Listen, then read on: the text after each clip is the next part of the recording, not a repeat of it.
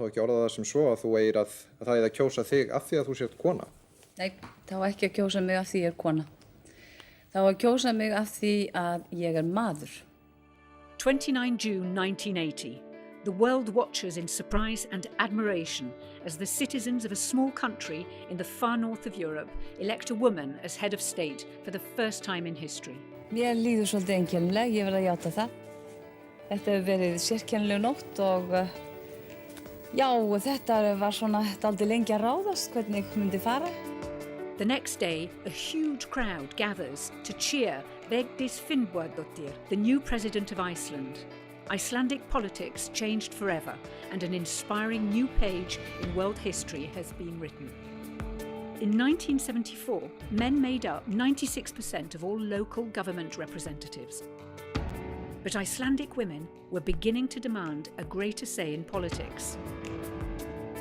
On United Nations Day, 24th of October 1975, tens of thousands of women stopped work and marched for gender equality.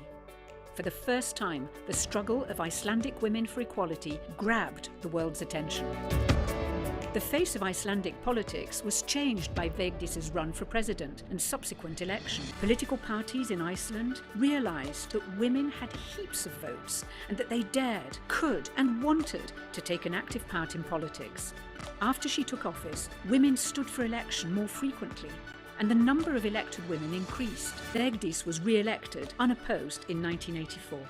She oversaw the Reykjavik summit on the 11th and 12th of October 1986 between American President Ronald Reagan and Soviet President Mikhail Gorbachev, which is credited with improving relations between the superpowers and helping to bring the Cold War to an end. During Vigdís's presidency, Iceland's relations with the outside world flourished, mostly in the areas of education, culture and the sciences.